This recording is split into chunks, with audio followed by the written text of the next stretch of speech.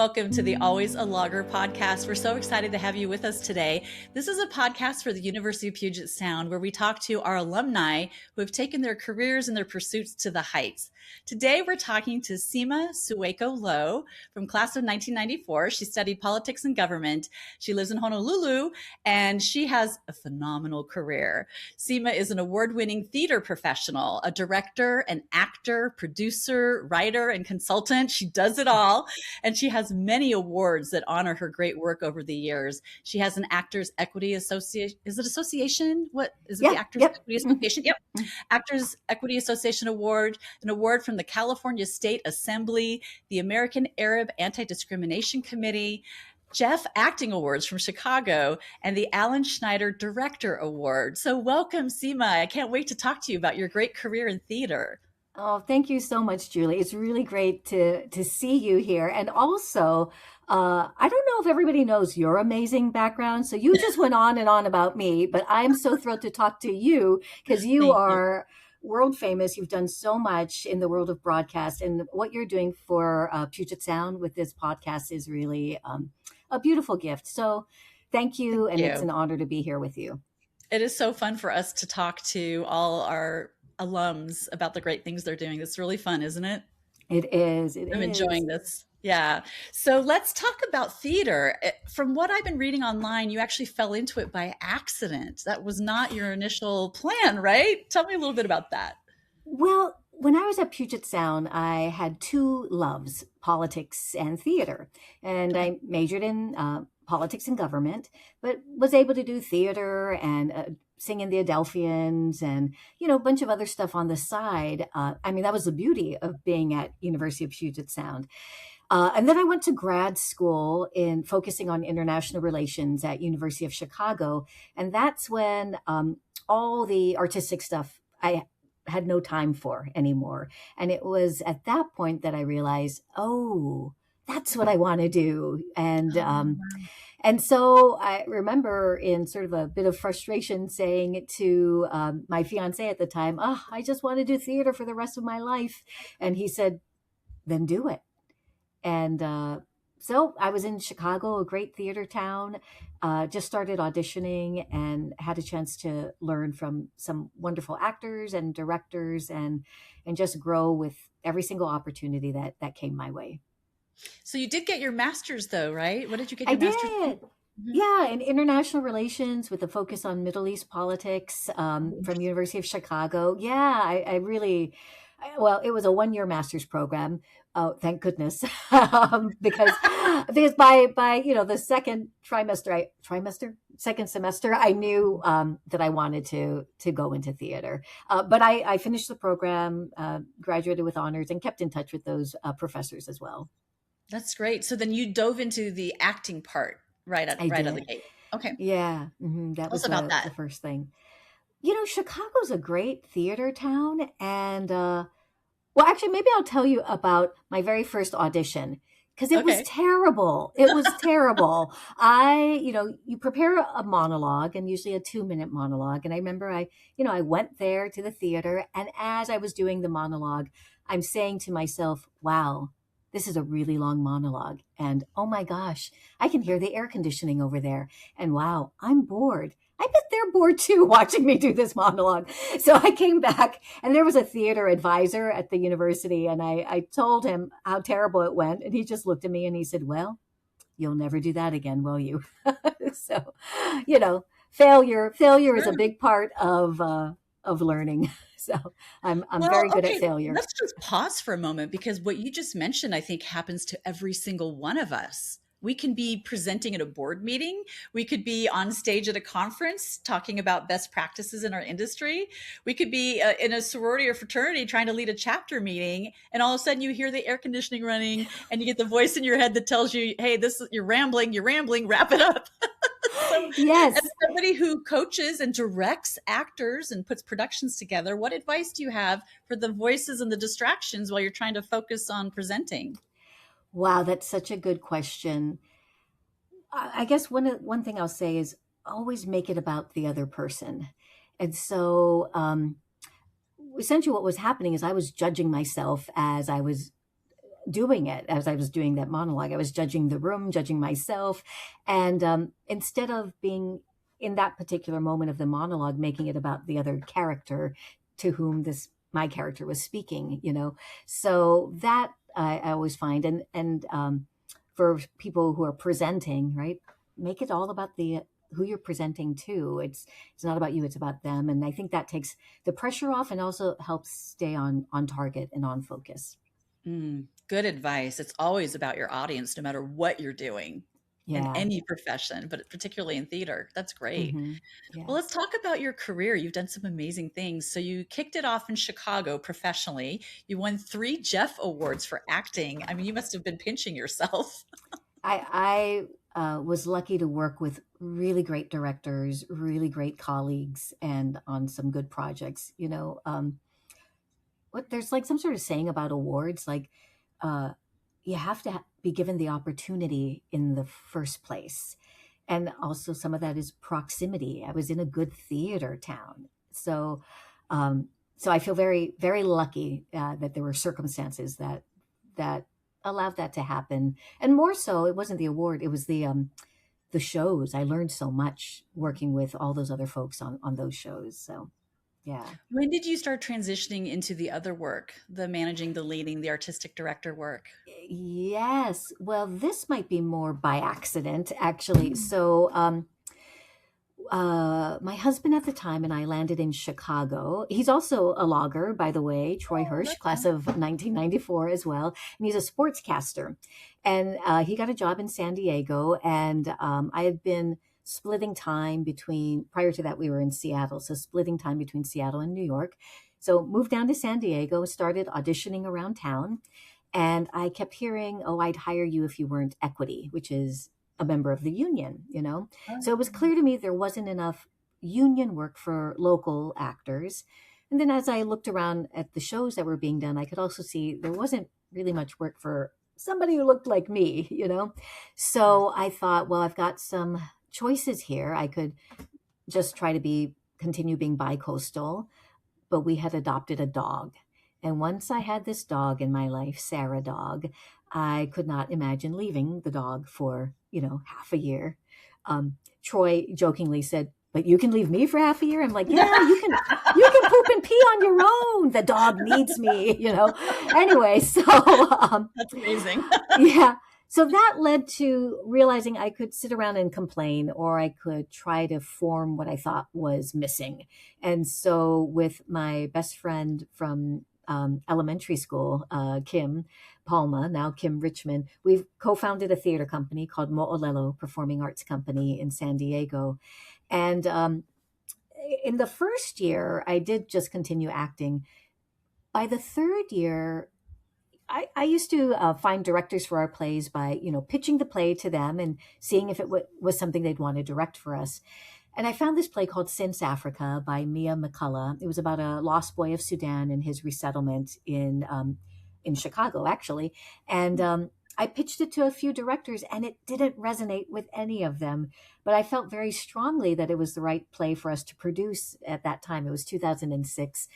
And so I said, darn it, I'll direct it. And I promptly bought every single book I could find, went to the library, found every book on directing, read it cover to cover. And I would say I directed that first play quite literally by the book. I'd be like, what did John Jory say I should do? Okay, I'm going to do that, and it ended up being this amazing success that sold out before we even opened, not because of my directing, but because of my casting. I cast an actual lost boy of Sudan. His name is Alphonsian Deng. I cast him in the role of the lost boy, and he was great. And unbeknownst to me, he was like a local celebrity because he and his brothers had written a book called "They Poured Fire on Us from the Sky," which was about their experiences as lost boys, and they would go and speak at schools, and at the end they'd say, "Oh, and Alphonsian is going to be in a play this fall," and then the school would call us up and buy out the house. Yeah. So I ended up having beginner's luck with regards to that, and then the Old Globe, which is a larger theater in San Diego, saw the production and invited me then to direct it, remount it at their theater a couple years later. So that was how I got into directing. That's a phenomenal story because so many people would have imposter syndrome. You literally Oh, taught yourself how to direct. well, yes, and I called all my favorite directors too and asked them, "What do you do? You know, how do you Mhm, prepare? What should I be mhm, doing?" And they mhm. were patient and gave a lot of good advice. Oh, and imposter syndrome, totally. Yeah, absolutely, 100%. But, it's like, well, I'm going to try it and we'll see what happens. Good for you. Well, it sounds like mentorship was a key part of your success. 100%, yes. Yeah. Throughout my life, I'd say I definitely depend on mentors. You were addressing something that I find would be interesting to talk about, the intersection of your identities. You have a really neat crisscrossing of backgrounds. Share a little bit Sure. about that and how they've helped shape your career. Sure. I guess I have a lot of identities, like all of us do. Mhm. I am a Gen Xer, and that definitely shapes my identity. I grew up here in Honolulu, Hawaii. My father is Pakistani, and my mother is third generation Japanese American here in Hawaii. And what else? I'm a Durrani. If you grew up in the 80s like me and loved Duran Duran, you would be a Durrani. So that's an identity Right? It of is. mine. It is. Right. Um, It what influences else? everything. Absolutely. I'm a logger, University of Puget Sound. Mhm. So all of those experiences, I guess, shape. And then I'm a theater person, which 100% shapes how I move through the world. Um, yeah. Oh, So it and I must also teach you what empathy for telling stories. say that again? It must teach you empathy for telling stories when you think about all the different voices and backgrounds. Yeah, I guess that's a really good way of looking at it. Yeah, there was growing up here in Hawaii, there's so many different backgrounds and identities, and I always used to say we'll celebrate everybody's holiday. Why not? And along the way, you get to learn about people's culture, Mhm. what's important to individuals and families and communities. So I feel very fortunate with the background and the upbringing that I had. So San Diego, I think you were there for quite a while. How long you founded this theater group? How long were you Yeah, working there? just a little under a decade. Okay. So founded in 2004 and moved on from the theater in 2014. And it was a great decade in San Diego. That community was very supportive of this new theater, which was, we said we were a community focused, socially conscious equity theater company. And so it was important for us to pay all our artists union level wages or higher, health and pension. And we always used to say, people over wood, that we would always invest. The first line items were always people's salaries, and not buildings and wood. Of course, we Wow, still had to pay for buildings and wood too, but not at the sacrifice of people. that's beautiful. So I think the next destination was the Pasadena Playhouse. Was that what's next? That was, yes, by Mhm. way first of a short stint as a visiting artist at Arena Stage in Washington, D.C. That Oh, was a neat. little less than a year. And then Pasadena Playhouse as Associate Artistic Director for 2.5 years. And then back to Arena Stage in Washington, D.C. as Deputy Artistic Director from, I guess 2016 until 2020, when I was part of the Great Resignation and had a bunch of aha moments and decided to freelance. And then I What did you returned to Honolulu in 2022. what did you learn? What were the aha moments for you? Well, we just touched on it. People over wood Mhm. actually was one of those. Arena Stages is amazing theater, a flagship theater in the American nonprofit theater movement. And I was so lucky to work there. It was a dream job. And it had this amazing facility, three theaters under this beautiful roof in Southwest Washington, D.C. And when the pandemic hit, we had to let go or furlough 75 members of our staff. And I had Oh, to make some of those calls. And that was tough. Now, the day we made those calls happened to be the day when the government said they would extend the unemployment. There was like an extra, was it 300 or 600? I can't recall. And so they had all gotten that good news. And so everybody I had to call was very compassionate and said, "Oh, thank you so much. We feel more for you because you have to keep working," you know? And, yeah. uh, but it was hard. And then I, I was seeing our building sit empty and also recognizing the amount we were still paying to keep that empty building running. Um, and I knew that was much more. I was weighing, keeping an empty building running so that it'll be there when we're back from the pandemic versus the salaries of people that we cut. And I understood why the executive director and artistic director and board made that decision. But in my heart, I also recognized that it was not the decision that I wanted to make or the decision I would have made. And so there was a value misalignment there. And that and a couple of other things led me to think like, I think my time here is done. And so I did not want to burn any bridges or hurt Arena Stage or my colleagues there because they're good people, So I spoke with my boss about it, and we talked for a few months trying to figure out how to do this in a very compassionate way. I stayed an extra 4 months, and then for 6 months, she kept me on as a consultant, and it gave a cushion for me because I was taking a leap to nothing, into the unknown, and it also provided a cushion for her. So there was a lot of information that I could turn over and help support the organization as I transitioned out. So we tried to do it in a compassionate, people-friendly way. That seems to be the hallmark of the work you do. I was looking over various programs you created. You created a methodology called consensus organizing for theater. What is that? Yeah, it is. It borrows from a type of community organizing that's used primarily in social work to build community redevelopment.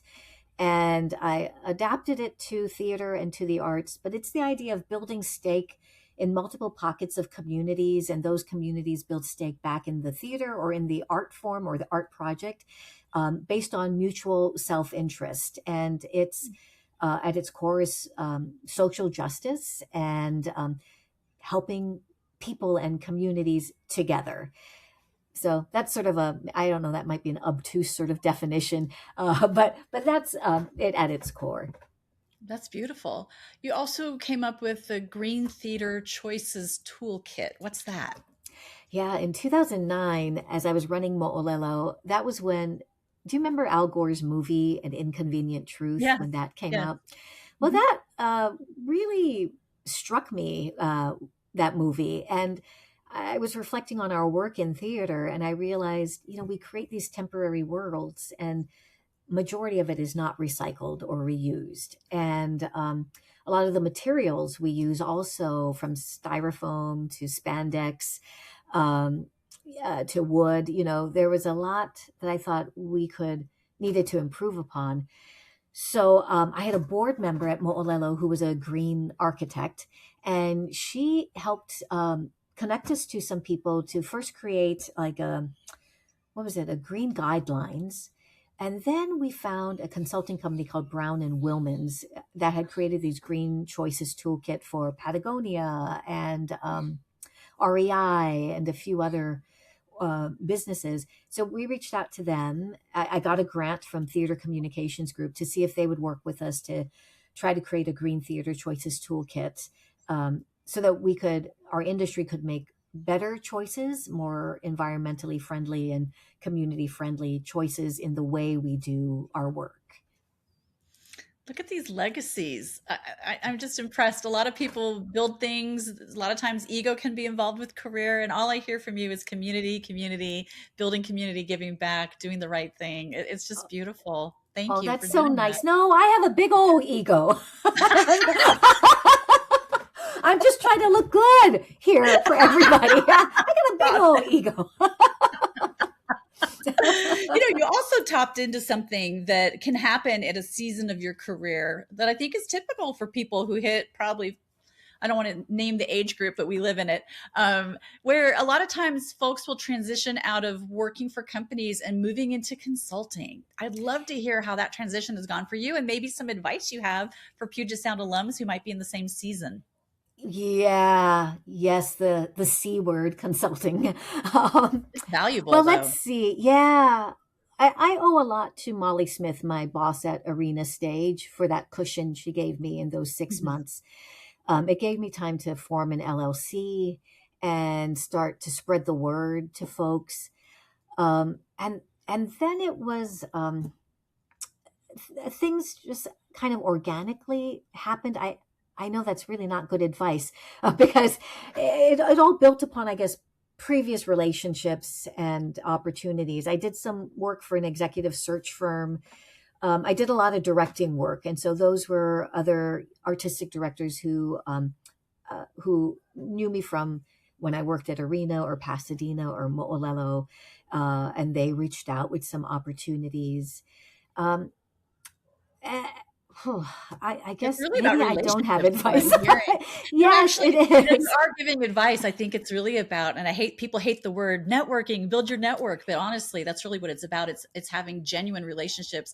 The fact that you and a lot of us should listen to this, were able to negotiate your exit is something that most people should really look at. Just because a company says we need to lay off people doesn't mean you can't have a conversation about how might we make this transition work versus just saying, okay, Right. you Right. negotiate when you start a role. We should also negotiate as we are exiting roles. Yes, yes. And to that point, I wasn't laid off. I was actually choosing to leave.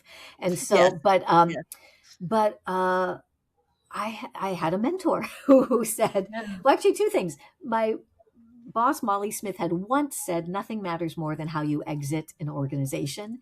And she said that years ago, prior to this. And then I had another friend who was doing some coaching with of CEOs on their legacy and how they exit. And these were folks who had been at the, top of leading major corporations. And she was working with them and figuring out, well, how do they gracefully exit? And so we would go on walks, and I would just pick her brain on what was she telling the CEOs, and then I would try to adapt that to my own life. And she said, well, think about what legacy you do want to leave there, and think about what you want to be doing moving forward. And she said, name it and say it. Don't be shy about it. So that was very helpful. That's great. Thank you for sharing that. There was something in your website that made me chuckle because it was so lovely and human and real. Um, we have been talking about you as this award winner and how you're leading big teams in theater, but you also worked at a mortuary, an investment advisory firm, and as a mail carrier for the U.S. Postal Service. So, Yes. how did these things help influence you on your journey? Well, thank you so much for pulling that out, because I That's put fun. that in there very specifically for folks to know. Well, those are all recent things, actually. So I moved back to Honolulu in 2022 to help my parents. They're in their 80s now, and I love them, and they have been wonderful parents, and I wanted to be here with them at this time in their lives. And so I knew, leaving the U.S. continent, that my directing work would diminish, would reduce, because people think it's much more expensive to fly you out from Hawaii, and it is, right? And then also, I hit a point where I did not want to be gone from Hawaii for 4 weeks, 8 weeks, 9 weeks, because I wanted to be here to support my parents. It's the day to day stuff that's harder the older you get, and so, but I needed to find a way to make some money, right? And here in Honolulu, in Hawaii, the theater sector is very, very thin. There's lots of great Hawaii theater artists who've gone on and done things on Broadway, across the world, etc. But our sector itself is still, there's not a robust professional sector here. So I knew I wouldn't be working in theater here. Uh, so one of the first things I did was apply to the US Post Office and become a mail carrier. And a lot of that has to do with community. When I was growing up, I remember going to the post office with my mom, and she seemed to know everybody there, and it felt like a community hub. And I thought, what better way to get reacquainted with Honolulu after being gone for 32 years than being a mail carrier and just relearning it street by street, you know? So I drove the truck, I delivered the mail, I would walk the highway, pushing, what do you call a hand dolly and having a satchel in my hand and mail in the other hand. And I once had to deliver a box that weighed 95 pounds. Oh my goodness. And so I discovered I was stronger than I thought I was. And I did get a chance to meet people. People talk to their mail carriers and share intimate things. One lady, I delivered her mail and it was a stack, and she said, "Oh, it's all from my late husband." And I said, "Oh, I'm so sorry." I said, "I know it's sometimes hard to get off those mailing lists." And then she looked at me. She said, "Yeah, I haven't asked them to remove him from the list yet, you know." And I, we just had a moment together, and I appreciated that connection. Another woman, I delivered what was clearly prescription, and she said, "Oh, my son is on this cancer trial, and he gets this medicine from the Mayo Clinic, and so thank you for delivering it." Things like that. And then driving the truck, I'd see monarch butterflies passing my pathway. So I loved it. I learned a lot doing that. It was also my first honest to goodness blue collar job. And I also learned that what I wanted to do at the end of the day was shower, eat, and just be with my family, which was eye opening for a theater person who was always trying to get people after work to come see my show, and to realize, wow, maybe not, So I ended up leaving that job because in your first 2 years as a mail carrier, you never know your day off until the night before, and I was unable to help my parents then. My mom started doing my laundry, and I'd work these 12-hour shifts, and she'd make me a lunch, and I'm like, "Mom, no, I came home to help you." So I had to leave that, and then I started working for the state arts agency here instead. But prior to that, I did some temp work, and that's when I worked for the mortuary, Oahu Mortuary, for about 3 weeks, just doing temp work there. And a person came in one day. This is a historic cemetery, and lots of famous people are buried there. And so there was this book that talked about the history of this cemetery, and they would work with an organization that would do what do they call it when they monologues? They'd hire people to speak the stories of some of the famous people who were buried there and tell their stories. So one guy, he and his family were coming in because they lost a loved one, and they were making some plans. And I was just working the front desk, and he looked at me, and I explained, I'm like, I'm just here temporary. And he said, "Do you know they do plays here?" He had no idea I was a theater person, right? He said, "Plays, they do plays here." I was like, "Tell me about it." And he told me all about it. I said, "Have you ever gone to them?" He's like, "Oh, no, I haven't." But I found it so interesting that, he was so excited about that, and that this was now going to be where his loved one was also going to be buried. So I learned a lot about humanity Yeah, yeah. on those odd jobs. I appreciate just your sense of purpose in everything you do, and just being really present where life is taking you. Speaking of that, I do feel like that's something that the University of Puget Sound teaches us, because we 100%. learn so many things there. Will you share a little bit about your experience at the university? Oh, sure. I feel very lucky to have gone to University of Puget Sound. Academically, I feel like I learned like how to write. I remember when I was in grad school, some of my colleagues who were from Ivy League schools were struggling with the writing, but we had to write so much at University of Puget Sound. So that, but then all the other activities to be involved with, Adelphians, theater, speech and debate, diversity club. There was so much, some great speakers they brought to campus, great professors, who opened the door for so many opportunities. Because I was focused on Middle East politics, I wanted to study somewhere in the Middle East, and we didn't have a study abroad program. But the study abroad program office helped me find one at Tel Aviv University and supported me when I went there for a semester. Um, so lots of good memories. Oh, I remember the espresso milkshakes that they had at the cellar. Do you remember that? Do they have that? Do they still have that? Yeah. Yeah. Yes. The cellar was So great. yeah, really, really fantastic. Yeah, it was a great place. I also think I learned flexibility and maybe humility. To come back and be like, yeah, I'll be a postal carrier, or yeah, I'll temp for a while. I just need to do whatever it is to make ends meet and support my family, and uh, I think some of that comes from Puget Sound, where they supported us to dream big and try to achieve whatever, and also to be good humans. So, like a title um, doesn't really matter. That's really profound. Yeah, I had the same experience there. Really, we were taught to be well rounded, good human beings who give back to your community and make a difference. And so that Yeah, takes a lot of shapes. And there's so many chapters in our lives, right? There's the I'm a big baller career chapter. And then there's the my parents are aging. I want to be there for them. And it all is a part of you and all a part of your holistic, liberal arts, well rounded education. It all ties together. 100%. Yeah.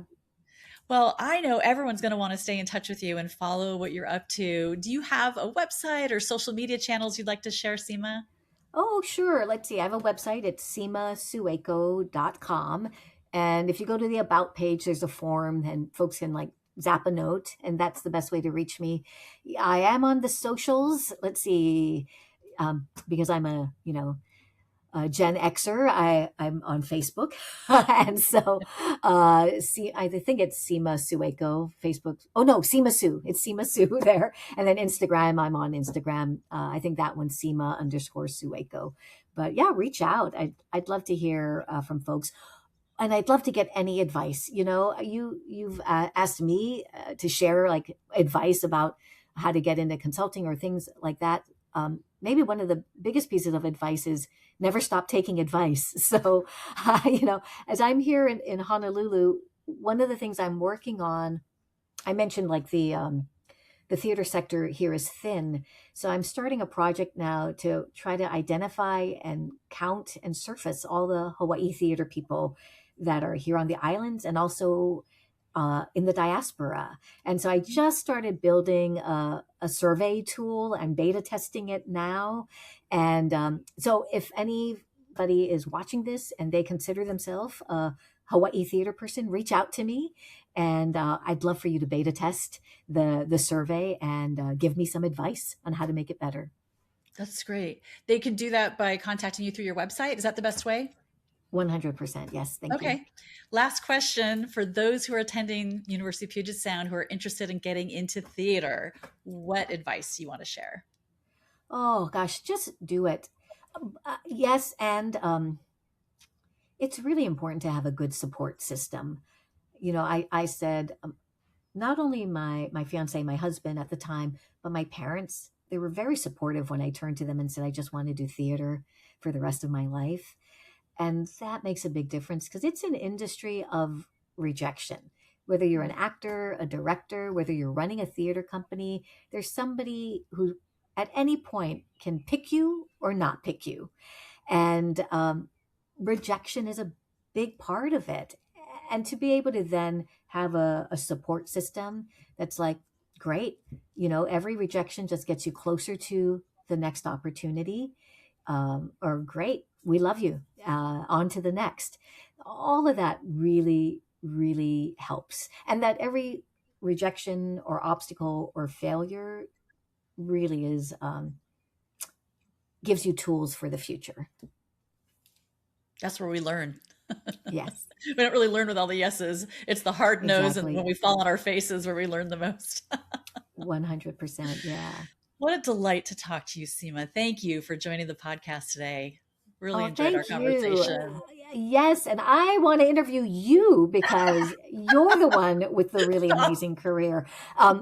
Viewers, if you have not Googled and Google stalked No, Julie Jacobson Gates, please do so because she is quite phenomenal. this And just this shows how much gift you give well, your and this universe. gift you're giving to the Puget Mhm. Sound community with this podcast, and this gift you've given me, hey, like I told you, I got a big ego. You let me talk about myself for a while, so how lucky I am. Thank you, Anyway, thank Seema. So you. fun to have you on. All right. Well, Seema and I are looking for other people who want to be on this Always a Logger podcast. So if you know someone who maybe you graduated with or an alum that you think has a great story to share, definitely send me an email. And it is I have to look it up. My address is juliegates@pugetsound.edu. Thanks, Seema. Thanks, Julie. Take care. Aloha, everybody.